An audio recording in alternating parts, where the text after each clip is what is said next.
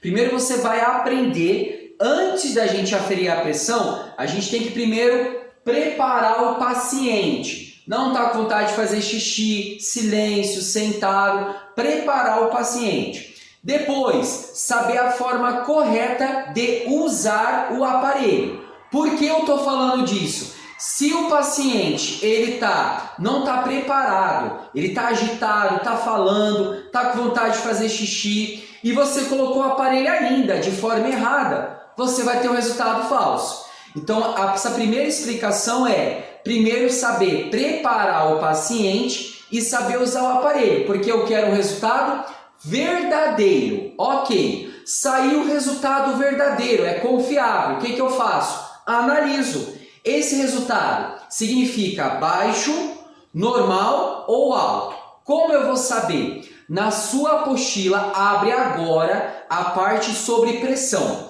Você tem que saber que quando a gente cuida de alguém, a gente não está aferindo uma pressão. Nós estamos aferindo duas pressões. Tanto que quando a gente vai falar, a gente fala, sua pressão deu 12 por 8, 11 por 7. Eu não estou falando por, eu estou dividindo as duas pressões, são duas. E por que você tem que saber disso? A maioria não faz isso. Olha só, são duas pressões. No aparelho vai aparecer assim, ó, no aparelho, ó.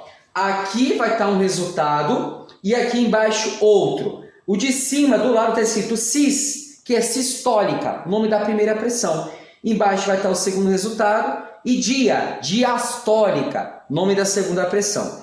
Então eu tenho que pegar o resultado de cima, que é referente à sistólica, abrir na minha apostila a página que tem a tabela da sistólica. O número que aparecer, eu olho lá na tabela o que ele significa e anoto. Depois, aí aqui estaria o por, agora o de baixo, pega o resultado, vai na tabela da, agora, diastólica e vê se o número que apareceu embaixo, o que ele significa. Porque, às vezes, a pressão, uma vai estar normal, a outra alterada. Por exemplo, pressão 11 por 7 é normal. O 11 é referente à sistólica, o 7 é referente à diastólica. Os dois estão normais. Mas às vezes aparece sistólica 11, diastólica 9. O 9 é alterado para diastólica. Tá dando para entender? Então você não vai gravar, mas pega a apostila, o resultado que sair primeiro é referente à sistólica, olha na tabela e vê o que significa. Ah, deu normal, ok, mas deixa eu analisar a diastólica. Pega o resultado de baixo, vai na tabela de diastólica e vê se está alterado. Mas o que se alguma tiver alterada? Se uma está normal, a outra alterada, considera as duas pressões alteradas. Se uma deu alterado nível 1, a outra deu alterado nível 2, nível 3, sempre pega a pior. Então considera que as duas estão alteradas a nível 3. Aí isso eu vou explicar daqui a pouco. Então olha só, aferir pressão é saber preparar o paciente, saber usar o aparelho e saber que não é uma pressão, é duas. E tem aí na colinha, na apostila de vocês a colinha. Analisa uma, vê se está normal, analisa outra, vê se está normal. Se uma delas estiver alterada, considera tudo alterado. Uma está alterada a nível 1, a outra está alterada a nível 2, considera tudo alterado a nível 2, ok? Lembrando, quanto mais alterado, pior está ficando, ok? E a última informação extremamente importante é a informação quem é seu paciente. Se a pessoa é perfeita, não tem nada. Quando a pressão está alterada, pré-hipertenso ou o nome estágio 1, não vai acontecer nada.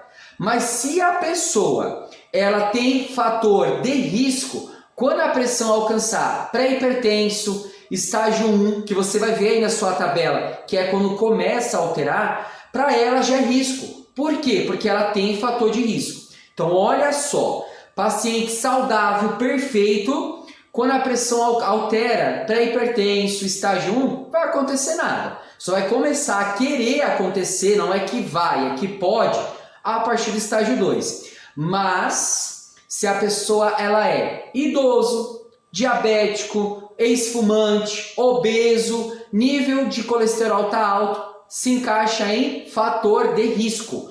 Então, quando a pressão estiver levemente alterada, para ele já pode acontecer algo. Então agora você aprendeu que tem que preparar o paciente, saber usar o aparelho, também aprendeu que tem que analisar as duas pressões individual, a que tiver pior é a que eu considero, e aprendeu que não é só isso, analisar quem é meu paciente, tem fator de risco? Tem fator de risco. Quando estiver levemente alterada, tem risco. Sabe por quê? Às vezes a família vai te falar, não, cuidador, a pressão do meu pai sempre dá 14/9, acontece nada. Você vai falar, não acontece, mas pode acontecer, porque seu pai é um idoso, seu pai era ex-fumante, seu pai é diabético, ele tem fator de risco. Não aconteceu, mas pode. Na apostila tem a parte como preparar o paciente, vai na aula, na apostila, na parte de pressão.